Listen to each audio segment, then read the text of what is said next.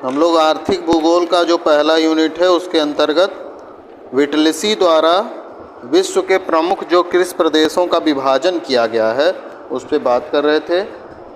उसमें हम लोग स्टार्ट भी कर चुके थे और दो देख भी चुके थे, दो प्रदेशों के बारे में। तीसरा बात कर रहे थे, फिर उस दिन चले गए थे। तो जो दूसरा जो दो प्रदेशों पे बात किए थे विटलिसी द्वारा विभाजित किए हुए, उसमें से पहला कौन सा था?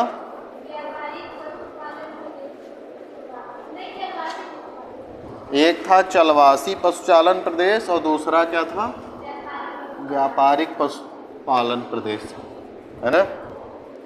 तो जो पहला जो था जिसको हम लोग क्या कह रहे थे, चलवासी पशुचारण प्रदेश, उसमें हमने क्या देखा था?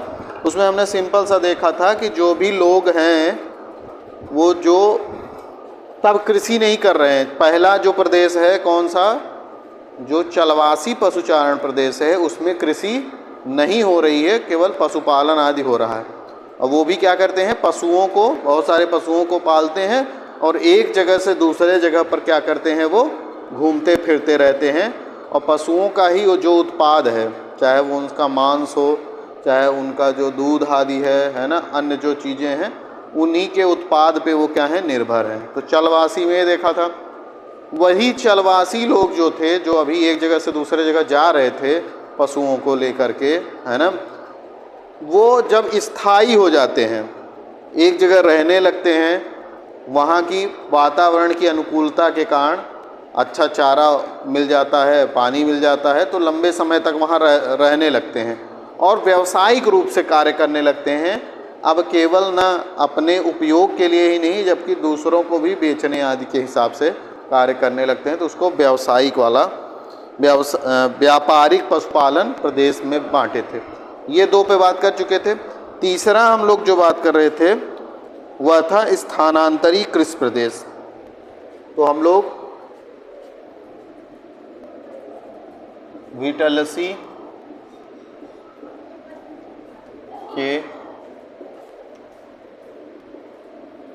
कृषि प्रदेश देख रहे थे, जिनमें से दो कृषि प्रदेशों पे बात कर चुके हैं। तीसरा जिस पे बात करेंगे वह है स्थानांतरित कृषि, जिसको झूम कृषि भी आप लोग सुने होंगे। इसमें टोटल 13 पढ़ने हैं, ठीक है। तो स्थानांतरित या कृषि या झूम कृषि क्या है, इसमें उस दिन हम थोड़ा सा बताए थे आपको। इसके अंतर्गत ये बहुत प्राचीन समय में कृषि का तरीका है। पहले के समय में जब ना हमारे पास कोई विशेष औजार थे खेती करने के, ना तो हम पशुओं के द्वारा उनका प्रयोग करते थे खेती में। जब मानव सबसे पहले जो खेती करने का प्रयास किया है वो कैसा है, स्थानांतरित ही प्रकार का है। उसके अंतर्गत क्या किया करता था मानव, जो भी वन आदि वाले क्षेत्र होते थे, है ना, पेड़ पौधे जहाँ पे खूब सारे रहते थे, जंगलों में ही तो मानव रहता था शुरू में, है ना। तो जंगली क्षेत्रों में जहाँ पे पेड़ पौधे हैं खूब सारे, उसको क्या करता था मानव, पहले काट देता था या तो उनको जला देता था। जब वो जल जाता था, कट जाता था, तो एकदम साफ हो गया। अब वहाँ पे वो, और कोई विशेष औजार नहीं है, शारीरिक श्रम के द्वारा वहाँ पे फसलों को क्या करता था, बोता था, ठीक है। उसी को क्या कहते हैं, स्थानांतरित कृषि। स्थानांतरित क्यों कहते हैं, क्योंकि एक बार जब एक जगह पे मान लीजिए, जहाँ पे भी मान लीजिए यहाँ पे बहुत सारे पेड़ पौधे थे, तो उसको काट दिया इंसान ने और वहाँ पे कृषि किया। अब जब अगली बार खेती करना होगा तो अब दूसरे जगह पे जाएगा, उसी जगह पे एक ही बार कृषि करता था, फिर अन्य जगह पे फिर वही प्रक्रिया, काटो, जलाओ और खेती करो, फिर दूसरे जगह पे, है ना। तो स्थानांतरित मतलब एक जगह खेती करते थे काट जला के, और फिर वही प्रक्रिया दूसरे जगह जाके करते थे, इसीलिए स्थानांतरित कृषि नाम पड़ा है। इसका नाम हर कुछ अलग अलग क्षेत्रों में अलग अलग है, जो कि महत्वपूर्ण है, हमको जानना चाहिए कि कौन से क्षेत्र में क्या नाम है। तो इसका लिख लीजिए, हेडिंग ऐसे लिख लेंगे, झूम कृषि नाम और प्रदेश। है ना, विभिन्न प्रदेशों में भिन्न भिन्न नामों से जाना जाता है। तो जो पहला नाम है वह है मिल्पा। मिल्पा कहा जाता है अमेरिका तथा अफ्रीका में। मिल्पा अमेरिका तथा अफ्रीका में। मिल्पा समझ रहे हैं ना, मतलब ये जो स्थानांतरित कृषि है इसी को विभिन्न क्षेत्र में अलग अलग नाम से जानते हैं। तो जो अमेरिका तथा अफ्रीका का क्षेत्र है वहाँ किस नाम से जानते हैं? मिल्पा के नाम से जानते हैं। दूसरा है लदांग। लदांग, लदांग जानते हैं मलेशिया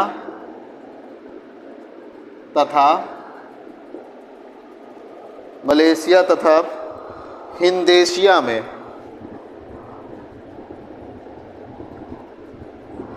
हिंदेशिया मतलब भारत का भी कुछ क्षेत्रों में लदांग कहा जाता है। फिर नेक्स्ट है कैनजीन। क्या कहते हैं? कैनजीन। कैनजीन कहाँ कहा जाता है? फिलीपींस में। फिलीपींस में कैनजीन फिलीपींस में कहा जाता है।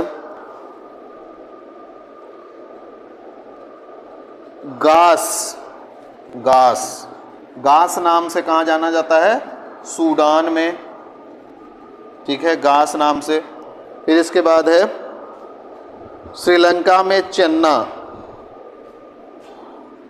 चेन्ना नाम से कहाँ जाना जाता है? श्रीलंका में।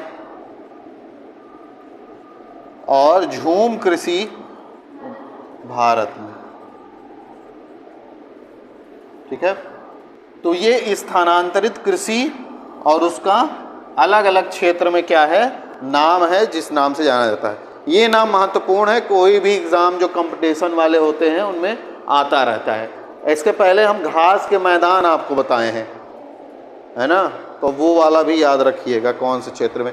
तो मिल्पा कहा जाता है अमेरिका तथा अफ्रीका में, लदांग मलेशिया हिंदेशिया में, कैनजीन फिलीपींस में, गास सूडान में, चेन्ना श्रीलंका में और झूम भारत में। ये स्थानांतरित कृषि का नाम है, ठीक है।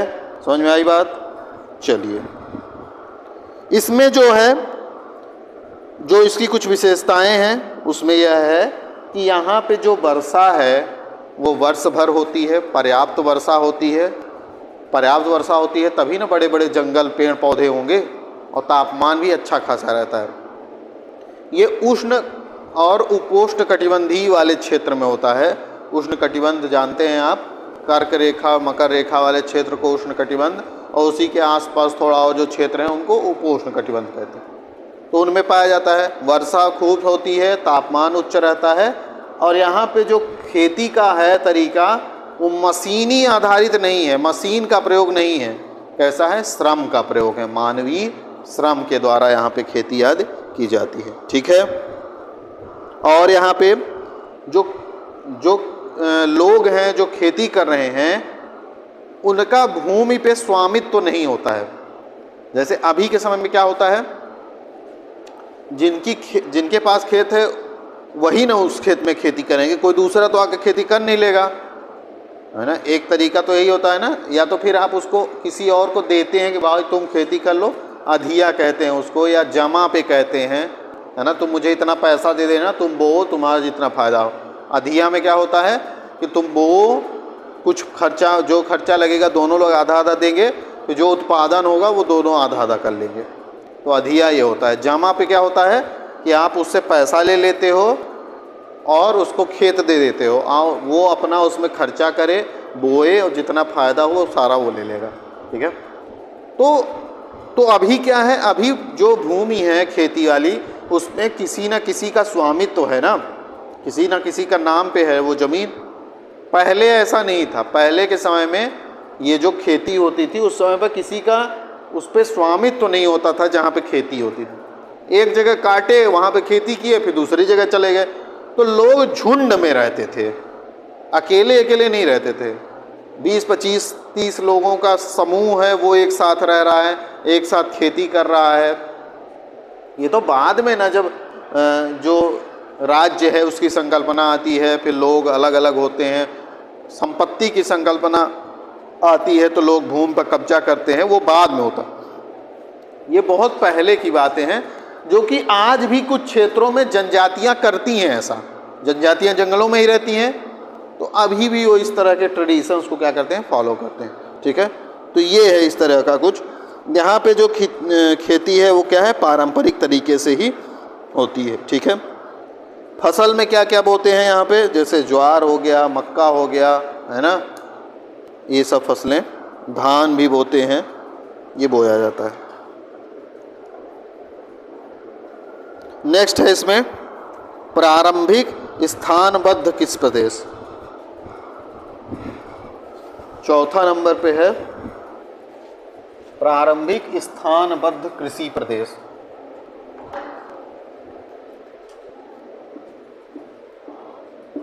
प्रारंभिक स्थानबद्ध कृषि प्रदेश। अब देखिए, हमने पहला जब पढ़ा था तो उसमें पढ़ा था चलवासी पशुचारण प्रदेश, फिर उसके बाद पढ़ा व्यावसायिक पशुपालन। मतलब पहले पुराना तरीका पढ़े, पहले कैसे पशुपालन, फिर उसके बाद उससे और अच्छा तरीका जो व्यापारिक हो गया। ऐसे ही अभी स्थानांतरित पढ़े थे, है ना। स्थानांतरित में क्या था कि कोई भी एक जगह पे नहीं रह रहा है, एक जगह खेती करके दूसरे जगह चलो। ये जो है प्रारंभिक स्थानांतरित स्थानबद्ध कृषि प्रदेश, इसमें मतलब एक, अब क्या होगा, लोग घूमेंगे नहीं, अब एक जगह पर खेती करके दूसरे जगह पर नहीं चले जाएंगे, अब एक जगह पर क्या करेंगे, स्थानबद्ध, देखो लिखा है ना, स्थानबद्ध, मतलब एक ही स्थान पर रहेंगे और वहाँ पे क्या करेंगे, कृषि करेंगे। तो ये शुरुआती तरीका है किस तरीके का, जैसे कृषि आज होती है, आज के समय में जिस तरह से खेती होती है, उस तरीके का जो प्रारंभिक समय है, कैसे शुरू हुआ आज का तरीका, उसका ये तरीका है। तो इसके अंतर्गत देखते हैं क्या है। ठीक है, तो क्या हुआ यहाँ पे, जो क्षेत्र स्थानांतरित कृषि वाले थे अभी जो देखे हैं, है ना, वही क्या हुए, जब अधिक अनुकूलन वाला क्षेत्र मिला, है ना, जहाँ पे पानी की व्यवस्था अच्छी हो, है ना, नदी आदि का किनारा हो, वहाँ पे मान लीजिए उन्होंने पेड़ पौधों को काटा, जलाया और वहाँ पे खेती करना शुरू किया। अब उनको लगा कि भाई यहीं पे अगर फिर से प्रयास करें, एक बार खेती किया, और स्थानांतरित में क्या करते थे, एक बार खेती करके दूसरी जगह चले जाते थे, तो उन्होंने फिर क्या सोचा कि दूसरी जगह पर नहीं जाते, यहीं पर फिर से ट्राई करते हैं। तो जो पानी आदि की व्यवस्था थी उसी के आधार पर फिर से ट्राई किया, तो फिर से खेती हुई। तो एक ही जगह पर वो रुक के खेती करने लगे। क्यों? क्योंकि वहाँ पे उनके अनुसार रहने के लिए अनुकूल चीज़ें थी, वातावरण कैसा था, अनुकूल था, जिसके कारण वो खेती एक ही जगह पर रुक के क्या हो गए, करने लगे, है ना। तो इसीलिए इसका नाम प्रारंभिक स्थानबद्ध कृषि प्रदेश है। ठीक है, इसमें लिख लीजिए एक लाइन, लिखिए, जिन प्रदेशों में प्राकृतिक एवं मानवीय तत्व, जिन प्रदेशों में प्राकृतिक और मानवीय तत्व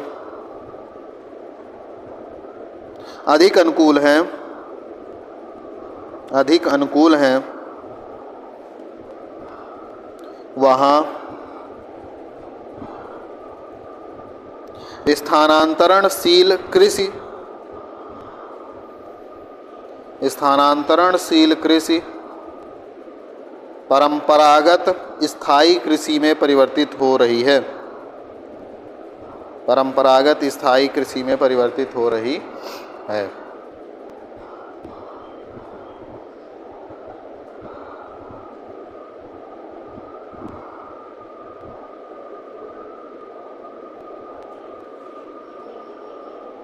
ठीक है, ये सब जो लिस्ट है ना, ये जो आपका मिड टर्म एग्ज़ाम होगा उसमें इससे क्वेश्चन रहेंगे, ये बात ध्यान रखिएगा। जो पहले भी घास के मैदान बताए थे, ऑब्जेक्टिव टाइप रहेगा मिड टर्म, तो इसी से रहेंगे, तो इन सबको ध्यान में रखिएगा, फॉर्मेलिटी मत समझिएगा। ठीक है, तो इसमें क्या हुआ, ये जो स्थानबद्ध कृषि है, इसमें मैं आपको बताया कि जो स्थानांतरित कृषि करते थे लोग, वही यही वाला आगे करने लगे। क्यों? क्योंकि उनके लिए अनुकूल क्षेत्र मिला रहने का। तो वो कैसे लोग थे? आदिवासी लोग थे। तो इसमें भी आदिवासी ही लोग प्रारंभिक स्थानबद्ध कृषि से संबद्ध थे। ठीक है, पहली बात। दूसरी बात, स्थानांतरित कृषि जब की जा रही थी तब भी बहुत सारे मशीन औजारों का प्रयोग नहीं हो रहा था, तो यह भी प्रारंभिक ही है, तो इसलिए यहाँ भी बहुत सारे औजार का प्रयोग खेती वाले नहीं हो रहा है। मतलब श्रम आधारित यह भी है ना? तो श्रम आधारित है यह भी, श्रम आधारित। दूसरा, जनजातीय बाहुल्य। और क्या है यहाँ पे? जैसे आज के समय में हम बहुत सारे खाद इत्यादि का प्रयोग करते हैं खेती करने में, उस समय पे ऐसा कुछ नहीं था, तो इसमें खाद आदि का प्रयोग नहीं होता था। स्थानांतरित कृषि में भी खाद का प्रयोग नहीं हो रहा है, ठीक है ना? तो यहाँ भी खाद आदि का प्रयोग नहीं हो रहा है, ठीक है। यहाँ बहुत अच्छा सिंचाई की सुविधा तो नहीं है, लेकिन जो जनसंख्या है उसकी संख्या ज़्यादा होने के कारण, जनसंख्या क्या है? सघन है, और सघन जनसंख्या के कारण श्रम आधारित जो है यहाँ पे खेती आदि का प्रयास किया गया है। बहुत सारी फसलें आदि बोई जाती हैं, जिनमें रबड़ हो गया, रबड़ है ना, कोको, कहवा है ना, ये सब जो फसलें हैं इन क्षेत्रों में की जाती है, ठीक है ना। और यहाँ पे क्या हुआ है? यहाँ पे लोग साथ ही में बहुत सारे जानवरों को भी पालना शुरू कर दिए हैं, है ना। तो एक तरह से कह सकते हैं पशुपालन भी यहाँ पे है। और वो पशु कौन कौन से हैं? गाय हो गया, भेड़ हो गया, घोड़ा। तो यहाँ जो पशुओं को पाला गया है उनमें क्या कौन कौन से हैं? गाय है, भेड़ है, घोड़ा है, गधा है ना। तो ये सब यहाँ पे क्या है? पाले गए। गधा का नाम सुनते ही मज़ा आ रहा है तुमको जी?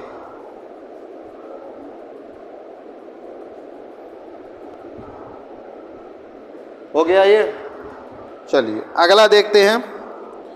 अगला जो है इसमें चावल प्रधान गहन निर्वाह कृषि। चावल प्रधान, पांचवा है चावल प्रधान गहन निर्वाह कृषि। नाम से ही बहुत सारी चीज़ें स्पष्ट हो जाती हैं, तो इसमें भी नाम से कुछ स्पष्ट हो रहा है आप लोगों को। क्या स्पष्ट हो रहा है? चावल प्रधान, हाँ, गहन निर्वाह कृषि। गहन निर्वाह कृषि का मतलब क्या है? गहन निर्वाह का मतलब यह है कि जितनी जनसंख्या है इतना उत्पादन नहीं हो रहा है कि बहुत ज़्यादा दूसरे देशों में भेजा जा सके, है ना। जितना ज़्यादा उत्पादन कर रहे हैं वो सब वहाँ जितने लोग हैं उतने लोगों के प्रयोग के लिए ही है ना। और चावल प्रधान मतलब कि चावल की प्रधानता है, मतलब धान की खेती ज़्यादा हो रही, धान से ही चावल निकलता है ना। चावल तो बोया नहीं जाता, धान बोई जाती है ना। ये पता है ना कि चावल नहीं बोया जाता है, धान बोई जाती है, नहीं पता है ना। तो धान को बोने के लिए जो विशेषताएं चाहिए वो इन क्षेत्रों में होंगी। क्या विशेषता चाहिए धान के लिए? पानी चाहिए, और खूब सारा पानी चाहिए। इसीलिए जो धान की खेती है वो किस सीजन में होती है? मानसूनी सीजन में, वर्षा वाले सीजन में धान की खेती करते हैं ना। क्यों? क्योंकि धान के लिए पानी। तो ये क्षेत्र कहाँ पाए जाएंगे?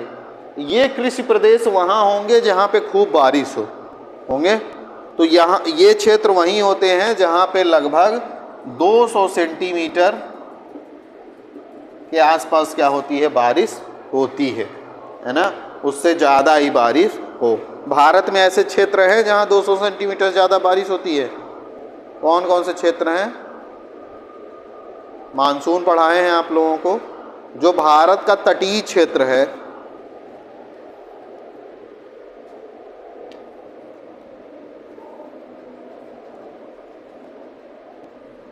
यहाँ से दक्षिण पश्चिम मानसून प्रवेश करता है। तो ये जो तट वाला क्षेत्र है, यहाँ पे जो बारिश होती है वो खूब सारी होती है ना, बहुत ज़्यादा बारिश होती है। कुछ क्षेत्र इधर है, असम वाला जो है ना, जहाँ मेघालय है ना, जो चेरापूंजी वाला स्थान है, इधर खूब वर्षा होती है।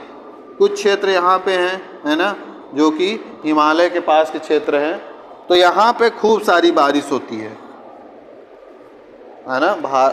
आंतरिक क्षेत्रों में भी कुछ क्षेत्र हैं जहाँ पे 200 सेंटीमीटर के आसपास बारिश होती है, तो वहाँ पे धान की खेती आराम से हो जाएगी।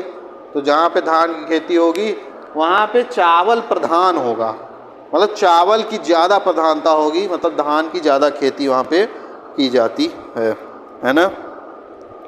इस कृषि को सावाह भी कहा जाता है, इसका एक नाम है सावाह, सावाह, सावाह नाम है इसका।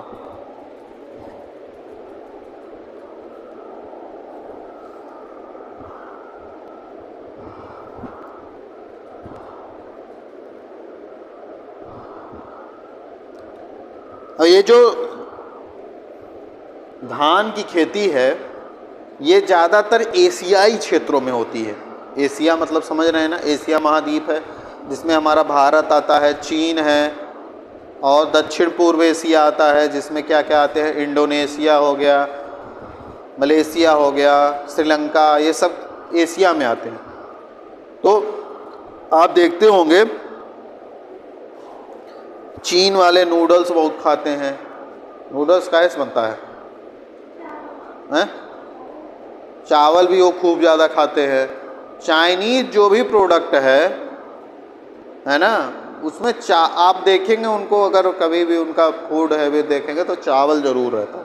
जैसे हम लोग भी बहुत ज़्यादा चावल पसंद करते हैं, है ना। जो भारतीय क्षेत्र है, जो एशियन कंट्रीज़ हैं, एशिया के जो देश हैं, वहाँ पे चावल को ज़्यादा पसंद किया जाता है। जैसे चीन हो गया, जापान हो गया, ये मलेशिया, इंडोनेशिया, ये सब यहाँ पे भारत, इन क्षेत्रों में चावल का ज़्यादा उत्पादन होता है ना, ठीक है। और यहाँ पे कुछ आंकड़ा दिया गया है, जैसे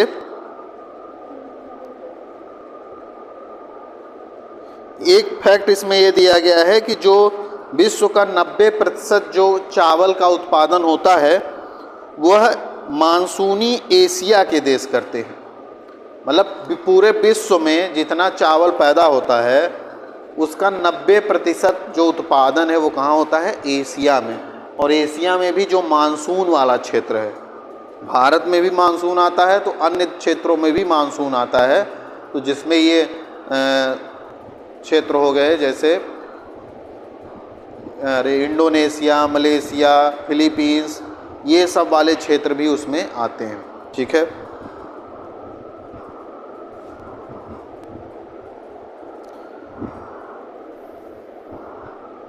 इसमें दो तीन एक लाइन लिख लीजिए, ये वाला लिखिए क्या, विश्व के 90% चावल का उत्पादन, विश्व के 90% चावल का उत्पादन केवल मानसूनी एशिया के देश करते हैं, केवल मानसूनी एशिया के देश करते हैं।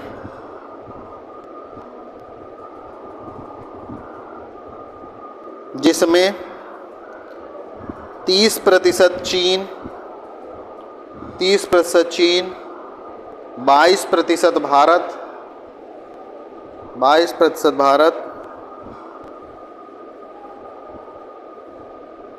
10% पाकिस्तान, 10% पाकिस्तान आदि का योगदान है। और बहुत सारे हैं। तथा भारत के लगभग संपूर्ण भारत के संपूर्ण कृषि भूमि का, भारत के संपूर्ण कृषि भूमि के 25% भाग पर चावल की खेती की जाती है, चावल की खेती की जाती है।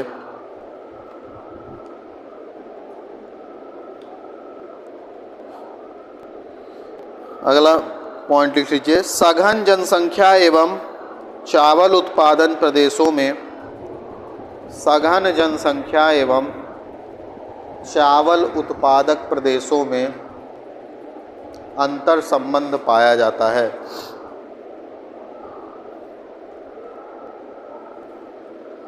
सघन जनसंख्या तथा चावल उत्पादक प्रदेशों में अंतर संबंध पाया जाता है।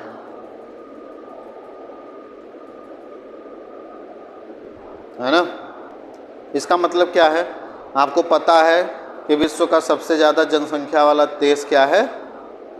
चीन है। हैं? अब हम लोग हो गए हैं, है ना? तो ठीक है, मतलब कहने का मतलब ये है कि अगर एशिया में ही देखें तो विश्व के 2 सबसे बड़े जनसंख्या वाले क्षेत्र हैं, एक तो हम लोग भारत, एक चीन। और भी जो देश हैं वहाँ कम जनसंख्या नहीं है, पाकिस्तान, बांग्लादेश, श्रीलंका, ये सब एशिया में ही आते हैं, इंडोनेशिया, मलेशिया, तो यहाँ जनसंख्या कम नहीं है। तो इस स्टेटमेंट का मतलब है कि जहाँ पे चावल उत्पादन ज़्यादा होता है वहाँ पे जनसंख्या ज़्यादा है। ठीक है ना? ये कह रहा है। अगला है इसमें चावल विहीन गहन निर्वाह कृषि प्रदेश। एक और है, ये देख लेते हैं। चावल विहीन, अभी तो चावल प्रधान था, अब क्या हो जाएगा? चावल विहीन गहन निर्वाह। छठवां जो है, चावल विहीन गहन निर्वाह कृषि प्रदेश। चावल विहीन मतलब यहाँ पे अब धान की खेती उतनी महत्वपूर्ण नहीं होगी। धान की खेती महत्वपूर्ण नहीं है, इसका सिंपल सा मतलब है कि बरसात क्या है?